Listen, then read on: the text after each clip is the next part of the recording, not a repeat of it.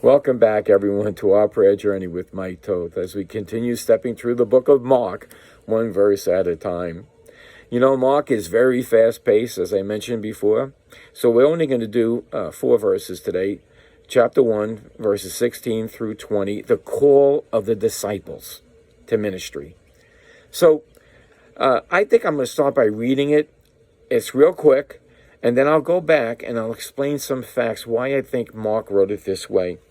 So in chapter 1, verse 16, now, and this is talking about Jesus, as he walked by the Sea of Galilee, he saw Simon and Andrew, his brother, casting a net into the sea, for they were fishers. And Jesus said unto them, Come ye after me, and I will make you fishers of men. And straightway they forsook their nets, and they followed him. And when he had gone a little further thence, he saw James the son of Zebedee, and John his brother, who were also in the ship mending their nets. And straightway he called them, and they left their father Zebedee in the ship with the hired servants, and went after him. So, Zebedee had some kind of money. He had some servants helping him. He could afford it. These kids just took off, and they went and followed Jesus. Now, if you were today, you would be saying, why would, somebody call?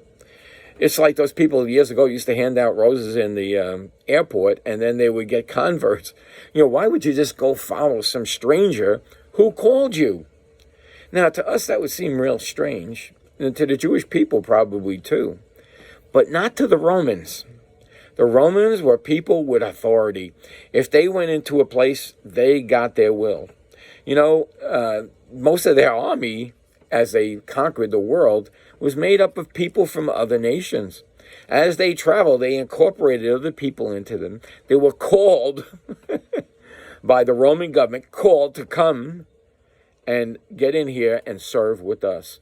So this call by Jesus to these men is satisfactory. In fact, expected by a lot of Romans in authority. So they see this as not a problem. So I'm going to bring you, though, to John, for the first chapter of John, and we're going to do verse 35 to 42.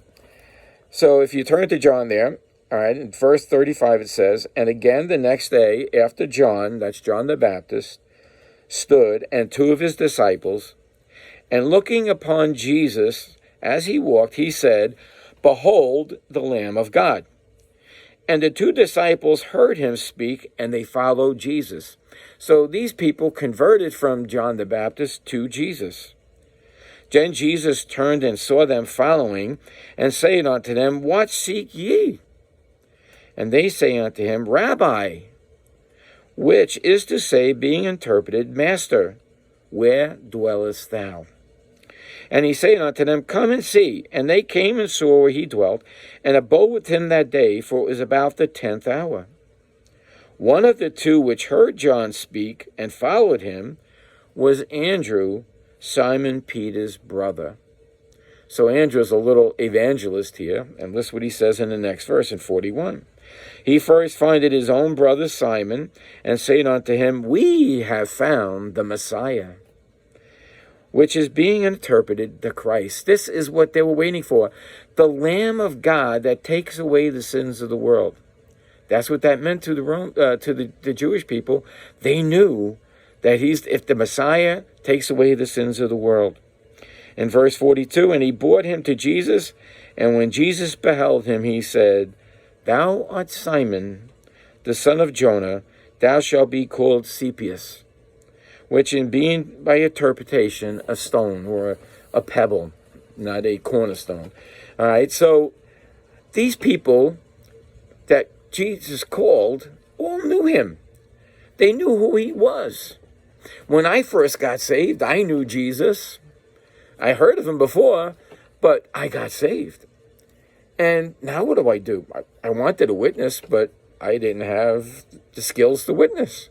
I didn't know anything about the Bible. I had to read it. I had to understand things, be taught a little bit at church. And then a calling comes.